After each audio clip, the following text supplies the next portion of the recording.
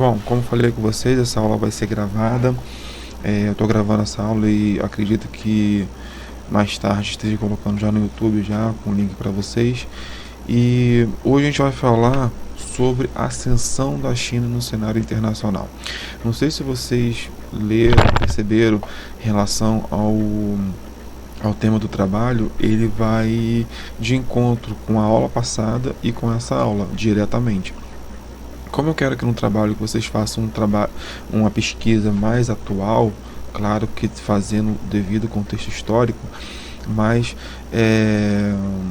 esse trabalho, essas aulas, igual da aula última vez, eu vou falar mais da parte histórica, mais do contexto, como que a China surgiu, como que a China saiu lá do início do século XX como um país agrário, com crise política, num cenário totalmente devastado de fome, para uma superpotência nos dias atuais. Então essa vai ser nossa aula hoje. Vamos falar dessa mudança, dessa transição que a China realizou.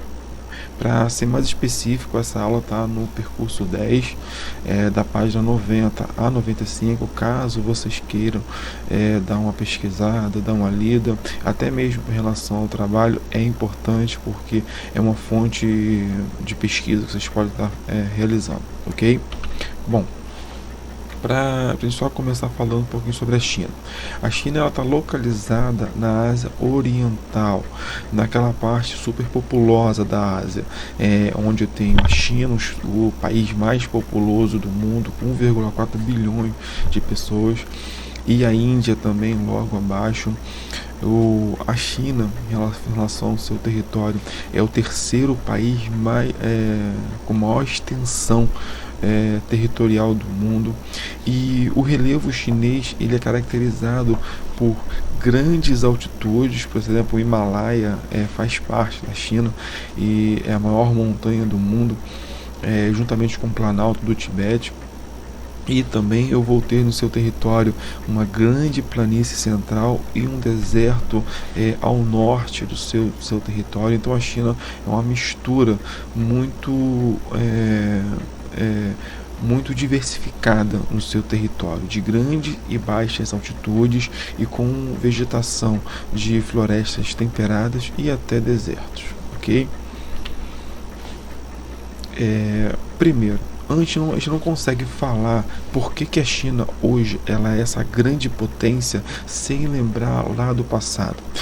Mas esse passado não é tão passado assim. Eu posso falar do início do século XX, lá pro final do século XIX, início do século XX, onde a China sofria o neocolonialismo. Alguém sabe o que é isso, esse neocolonialismo? Já ouviram falar sobre essa palavrinha? Hein, gente? Eu já ouvi falar, mas eu não sei exatamente o que é, não. Lembram vocês do colonialismo que houve aqui no Brasil, em toda a América do Sul, onde as grandes potências da época da Europa, no caso Portugal, Espanha, Inglaterra, Holanda e Alemanha, eles colonizavam o território americano e faziam desse território como Brasil, Argentina, Chile, Estados Unidos, México, as suas colônias, no qual eles tinham todo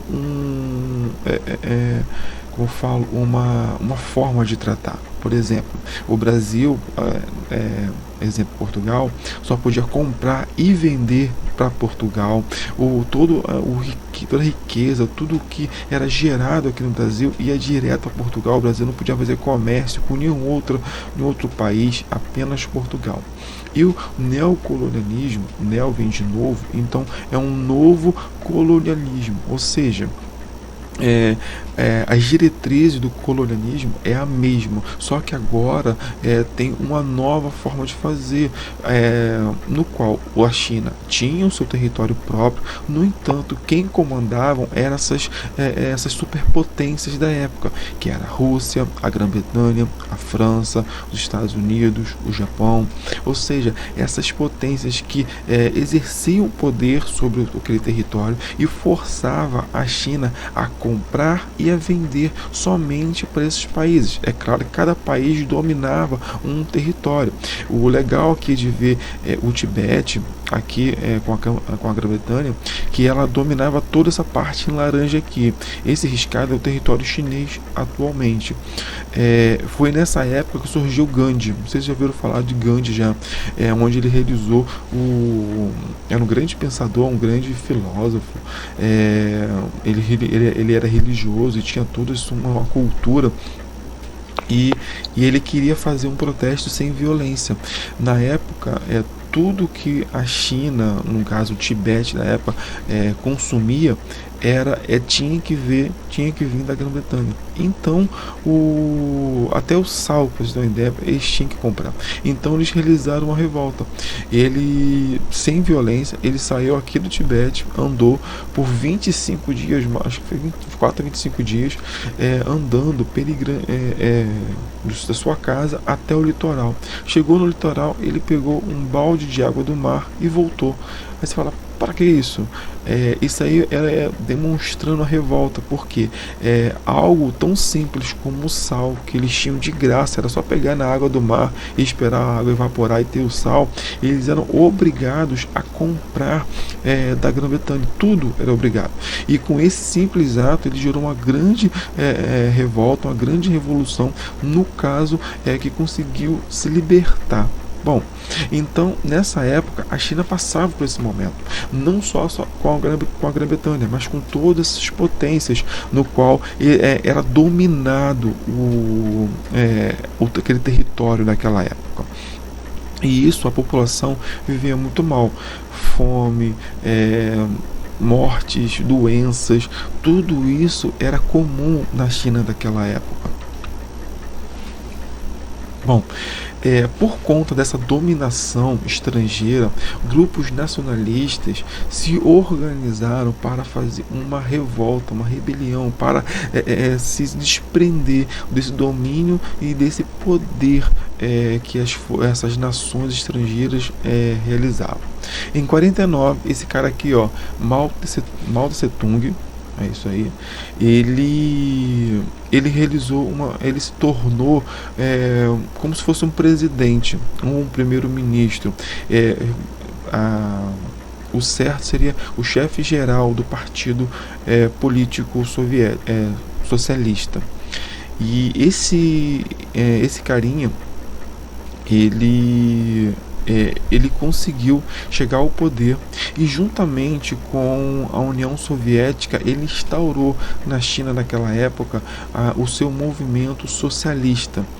Mas fala, por que com a União Soviética? Lembra que nessa época, em 49, já estava em relação a Guerra Fria, no qual os Estados Unidos e a União Soviética disputavam qual o regime econômico predominante. Os Estados Unidos estava à frente do capitalismo e a União Soviética estava à frente, comandando o socialismo. Então a China se aliou mais próximo, por conta até do território, com a União Soviética e recebeu muitas influências.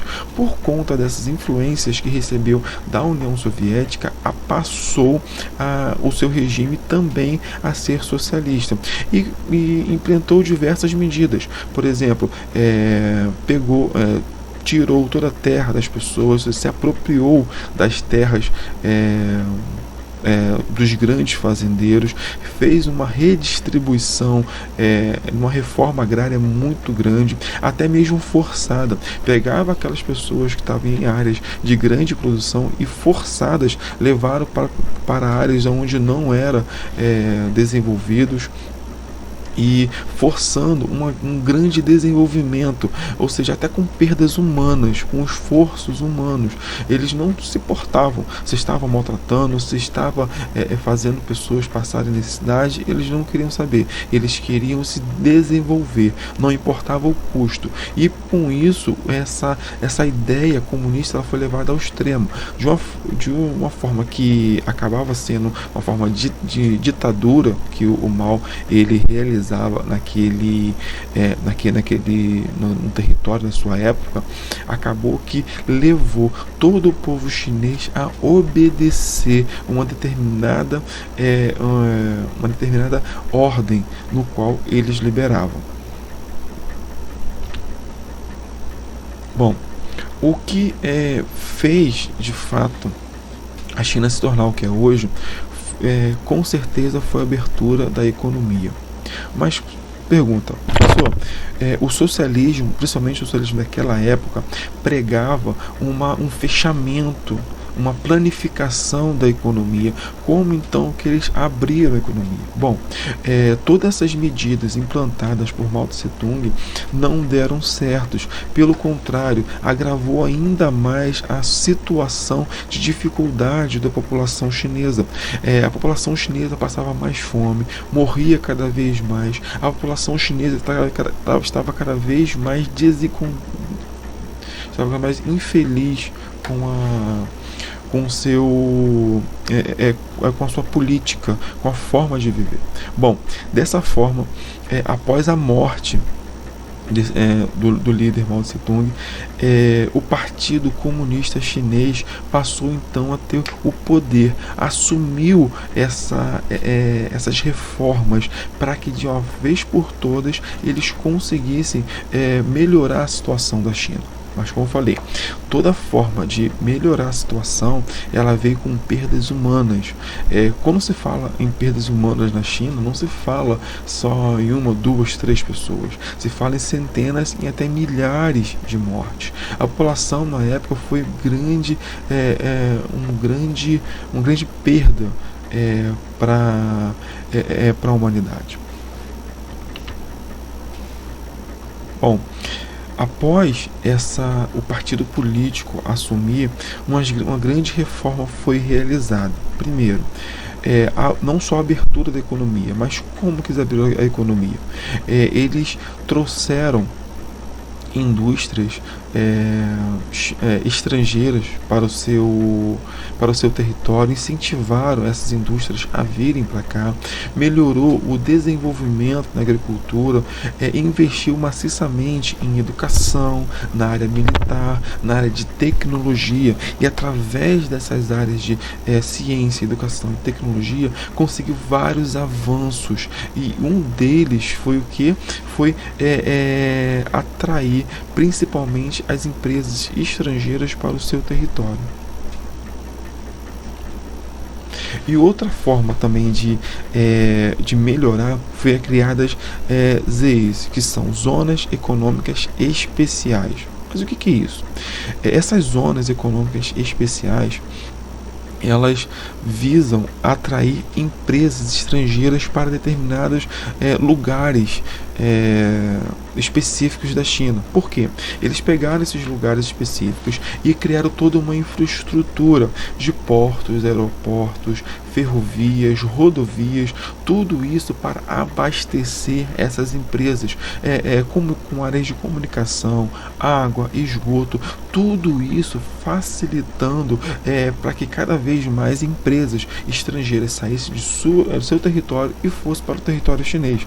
Mas fala, professor, por que uma empresa, por exemplo, diga a Adidas, por exemplo, por que a Adidas vai sair dos Estados Unidos e vai cruzar todo o Oceano Pacífico para botar a sua empresa, a sua fábrica lá na China? Qual a vantagem disso? Bom, lembra que eu falei com vocês que todo o desenvolvimento chinês vem com perdas humanas?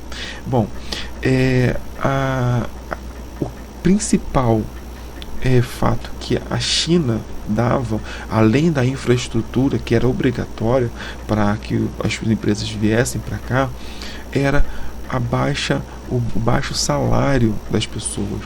Você fechar, por exemplo, uma empresa nos Estados Unidos que os salários eram altos, que as pessoas ganhavam bem, e abrir uma fábrica na China onde crianças, mulheres, homens, idosos, não importava a idade, trabalhava a baixos salários, era muito lucrativo, era mais barato você abrir uma fábrica na China, você produzir produtos lá com a mão de obra chinesa e importar para os Estados Unidos novamente. por conta da mão de obra. Fora os impostos também, que eram muito mais baixos. Por esses motivos, as empresas saíam dos seus territórios e iam levar as suas fábricas para a China. E outra coisa, também leis ambientais muito mais flexíveis também. Porque nos países desenvolvidos, geralmente as leis ambientais são mais rigorosas. Por exemplo, não pode liberar tantos níveis de poluentes, poluição sonora, poluição na atmosfera. Tudo isso acaba inibindo ou freando um pouco a produção das empresas. Agora, se eu tenho um lugar onde eu posso fazer o que eu quiser, do jeito que eu quiser, e com baixos salários e baixos impostos, bom, é para lá que muitas empresas foram nessa época. E aqui é uma foto da época desse processo de industrialização. A industrialização da China foi muito grande, foi muito rápida, foi uma industrialização totalmente vertical. Para você ter uma ideia, a indústria da China começou, como eu falei, por volta de 1958. O Brasil já tinha indústria já. E se fala que o Brasil foi rápido, imagina a China. Bom, a partir desse momento, e principalmente dessas zonas econômicas especiais, eu posso falar em economia socialista de mercado. Sim, esse termo ele foi criado especificamente para a China. Não existia até aquela época nenhuma forma de governo ou de economia parecido com isso, no qual eu tinha um modelo socialista ainda de centralização do poder do Estado, onde o Estado direciona para onde vai os investimentos, o que vai ser comprado, o que vai ser produzido, onde vai ser produzido. No entanto, eu tenho uma participação bem grande do capital estrangeiro, em associação ou não com o Estado. Esse capital estrangeiro vai vir principalmente dessas fábricas, dessas empresas estrangeiras que estão colocando as suas fábricas no território chinês. Bom, como eu falei com vocês, esse modelo ele foi totalmente atípico naquele dado momento. E até hoje esse modelo se estabelece.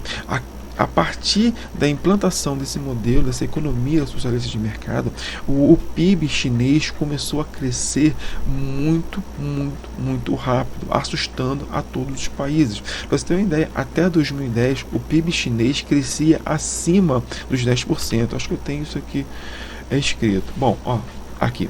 Até 2010, o PIB chinês crescia acima dos 10%. Muito, muito, muito, muito forte.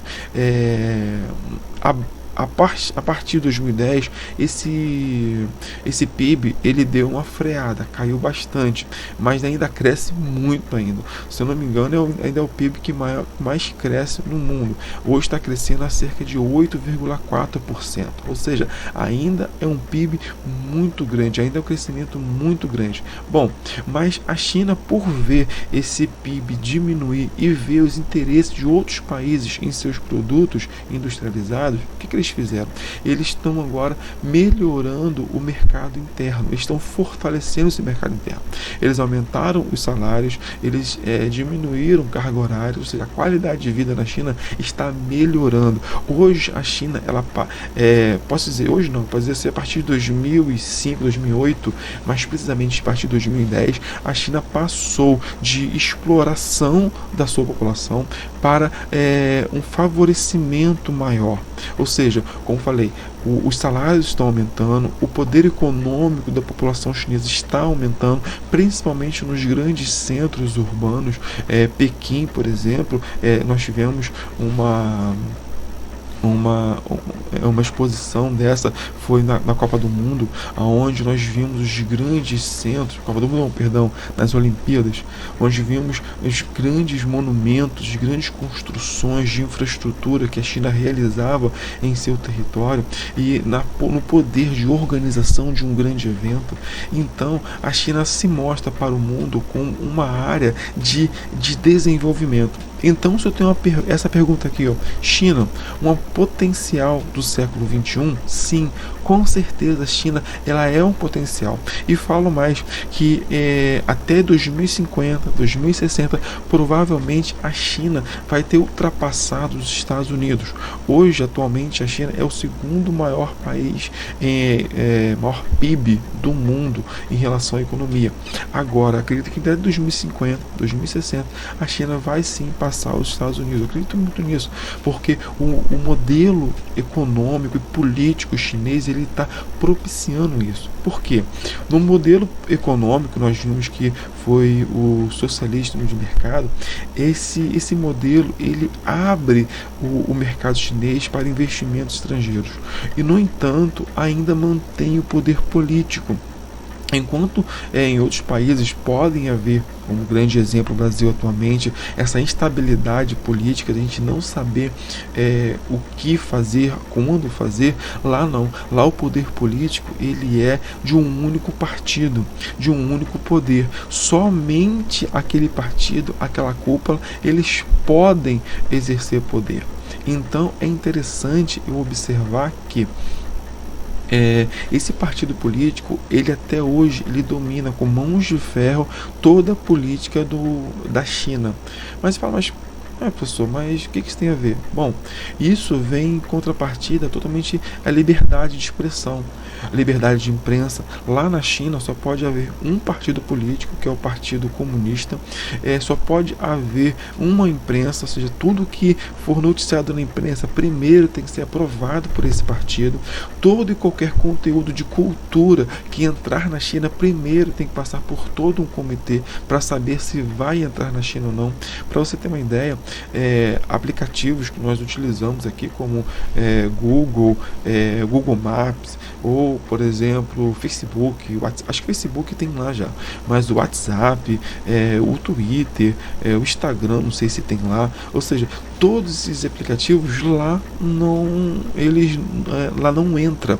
Eles até têm uma versão parecida com esses aplicativos que essa tecnologia, a tecnologia do seu governo cria, mas é totalmente controlado pelo governo chinês, é totalmente controlado por esse poder político no qual o governo chinês impõe ao seu território. Bom, agora a gente vem os mais importantes. A relação hoje com os Estados Unidos e a China. Hoje, os Estados Unidos não vê a China como um inimigo, apesar de estar demonstrando uma grande preocupação com o crescimento econômico chinês. Até o início do ano de 2019, os Estados Unidos começou a inferir à China grandes sanções, tanto econômicas quanto de mercado. Passou a restringir produtos chineses em seu território. Só que os Estados Unidos sempre fez isso com países do mundo inteiro. Quando ele percebia um país que estava se aproximando ou em alguma forma intimidando os Estados Unidos ia lá e impunha o poder econômico e colocava grandes sanções em seu território, a parte econômica, e todos os outros países acabavam obedecendo e seguindo essas sanções. Só que com o governo chinês não foi assim, porque a China é muito grande, tem muitos países que dependem da China. Para você ter uma ideia, hoje o Brasil, o maior parceiro econômico do Brasil é o chinês. Então, a partir do momento que o governo americano impôs essas sanções, muitos países do mundo também descumpriram essas sanções e começaram a manter o comércio com o governo chinês. E pelo contrário, eles contra-atacaram os Estados Unidos. Enquanto os Estados Unidos botaram sanções em seus produtos, o governo chinês também começou a colocar sanções nos produtos americanos, em empresas americanas. Agora imagina você, grande parte, pelo menos as maiores empresas americanas, possuem alguma fábrica no território chinês por conta da economia. Aí você pergunta, se o governo chinês começa a colocar um monte de sanções, o que vai acontecer com essas empresas? Essas empresas americanas passaram grandes dificuldades e até os Estados Unidos começou a ver a dificuldade que era enfrentar a China em suas retaliações também. Então, a partir desse momento, o governo americano, por exemplo, foi agora no início desse ano, o governo americano começou a afrouxar um pouco essas sanções, porque percebeu que a China ela tem poder para contra-atacar essa retaliação imposta pelo governo americano. E também, em contrapartida, começou a colocar. Então, hoje, os Estados Unidos não vê a China como inimigo. No entanto, o sinal de alerta já está ligado já há um bom tempo no governo da Casa Branca americana, que eles veem a China como grande ameaça à sua forma de gerir o mundo. Bom, agora, a relação da China com o Brasil. A relação da China com o Brasil é muito boa, tanto para a China quanto para o Brasil. O comércio entre China e Brasil ajuda muito. Para você ter uma ideia, hoje o PIB brasileiro, 26% é destinado a vender produtos para a China. Todo produto brasileiro praticamente é levado para a China. Hoje, o maior parceiro econômico brasileiro, ele consome muito, principalmente produtos agrícolas e minério de ferro. O problema dessa via de mão dupla é o que? É que o Brasil vende muito, só que o Brasil vende muito produtos de commodities, ou seja, produtos com baixo poder agregado. Todo o valor que o Brasil vende, tudo que o Brasil vende, o valor agregado é muito baixo, porque tem baixo grau de tecnologia. Por exemplo, o Brasil exporta para a China um navio inteiro de soja e recebe um valor X. Quando o Brasil compra produtos eletroeletrônicos da China, acaba pagando muito mais caro. Por quê? Os produtos chineses, por conter um nível maior de tecnologia, acaba tendo um valor agregado maior. E com isso, acaba tendo um valor maior também. E ou seja, acaba pagando mais. Então, para a China é muito cômodo, porque a China compra produtos baratos e acaba vendendo produtos mais caros. E com isso, essa balança comercial ela vai se equiparando. Mas hoje o Brasil ele não é totalmente dependente da China, mas a China é um grande parceiro econômico que o Brasil tem hoje. Tanto é uma das principais medidas que logo o nosso presidente, o Jair Bolsonaro, ele fez ao se eleger, né, ao se tomar o poder como presidente, foi ir até a China e fazer lá o acordo lá, dizer que é amigo, para não perder toda essa parceria econômica que é muito importante para o Brasil. Ok?